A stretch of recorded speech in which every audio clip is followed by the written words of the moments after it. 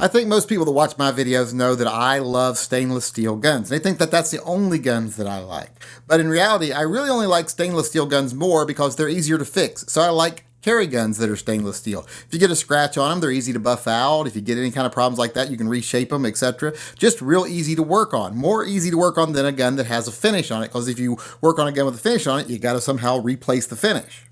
Now, when it comes to range guns or collectible guns, etc., as you can see here from this Desert Eagle 357 Magnum L5, I like my guns like I like my lovers. Expensive. And because this gun is expensive, there's been a lot of people that have been wanting me to answer a lot of questions for them before, they invest in buying one. So I thought I'd take a moment here today to cover some of those questions, because I've been getting questions from a lot of people, a lot of people. Okay, it was just a lot of people, not two lots. Well, it's several people. Okay, four. Four people have been asking me about this gun, but they've been asking me about it a lot, so I thought today I would answer their questions. Now, one thing I will say right off the bat is I hate these grips. I've never been a big fan of soft rubber grips, so I'm going to change these out. While I change these out, we'll talk about some results I've been having with this gun at the range. Now, I didn't want anything too fancy for this gun, so I just went out and got some of these Extreme Hogue G10 grips. These are, I believe, the Piranha texture in black and gray. I think they'll blend into the all-black gun really well and look nice on there and give me more of a grip, so that if I'm shooting with a glove on at the range, like when I'm shooting these large calibers, I'll actually be able to get a good grip on the gun. I think the main question I've been getting about this gun is it lighter than a regular Desert Eagle? And of course it's lighter than a regular Desert Eagle. It has a aluminum frame, and it's shorter, and it's just a little bit smaller gun, so of course it's lighter. And other than that, the question I've been getting is it reliable? Well, I have never considered Desert Eagles to be the most reliable guns, period, and this one has been no exception. Now, am I saying the gun is completely unreliable and it's not worth having? No. For one, it's a range gun for me. I don't think it has to be super duper reliable. If a gun you're just using for the range or a collector's gun shoots 99 out of 100 times, or even just 90 out of 100 times, if depending on your patience level, you're not doing too bad. I mean, it's not like it's a carry gun where you're trusting your life to it to where it has to fire every time. So there's a different criteria. There really is. And I'm not even saying these guns are really that unreliable. I just found that they're a little more finicky than some carry guns. And by finicky, I'll tell you what I mean. When I first started taking this gun to the range, I was getting a lot of failures. Failure after failure. Like every, third or fourth round, it would fail. But then I noticed if I actually kept it really wet, it didn't have those failures. It did very well. It fired very well when the gun was really wet, really well oiled.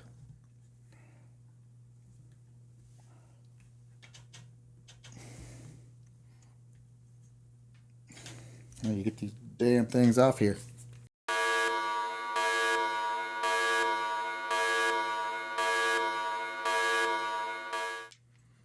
will pry you little sons of bitches off of here. Are these motherfucking grips glued on? What the fuck is going on here? I can't get these motherfuckers to budge. God damn. Go get a plastic butter knife or something. Something I can wedge underneath these edges without... Push them out from the inside.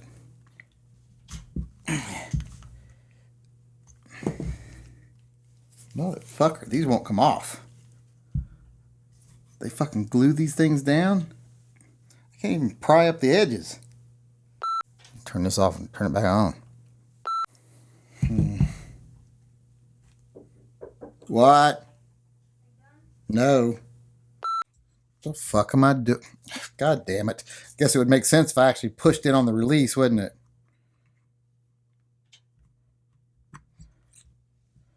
I don't have that. Motherfuckers. God damn it. Fuck this fucking piece of shit. Why you fucking put something on here that won't fucking come off? Oops. I'm supposed to take that off. God damn it. I'm gonna fucking cut the goddamn things off in a minute. God damn! Oh, there we go. Oh, fuck those things. They're great grips, but boy, they don't come off easy.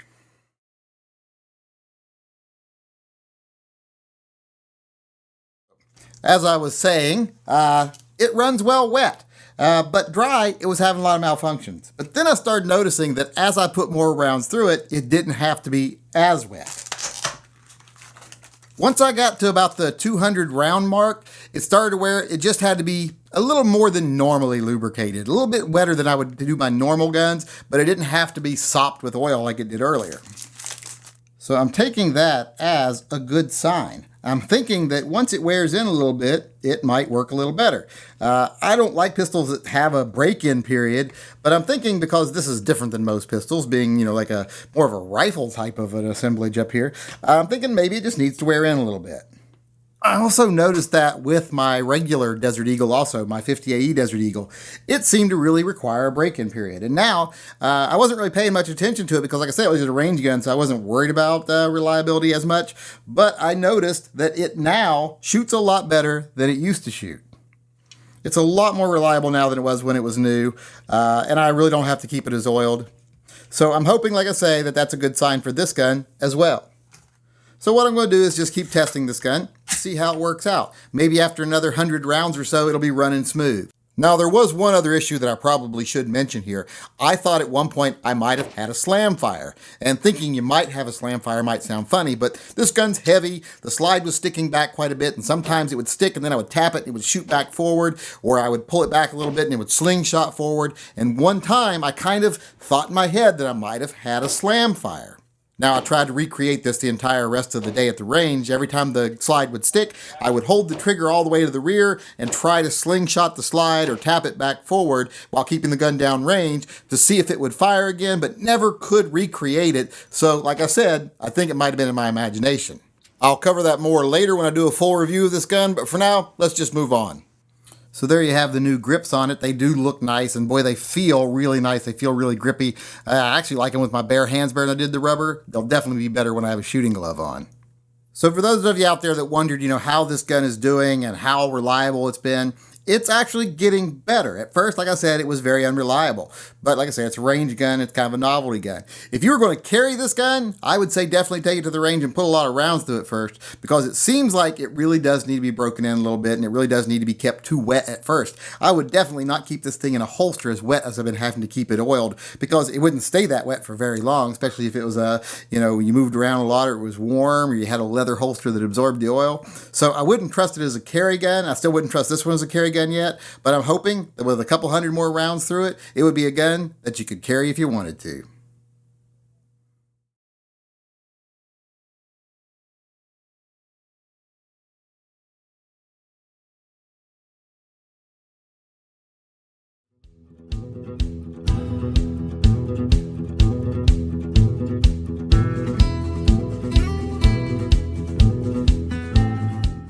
You ain't even my real dad.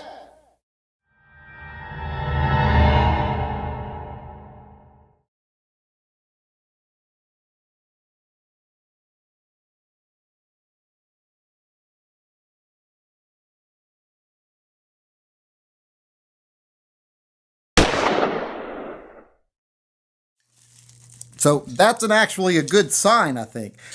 Whoops, do I got to replace that? I guess I do. Well, it looks just like this one. Let's see if this one works. Uh-oh. I think I might have a problem. Houston, I think we've got a problem. Oh no, let's go right in there. Where the fuck did I put the other grip panel? There were two fucking grip panels here. There it is.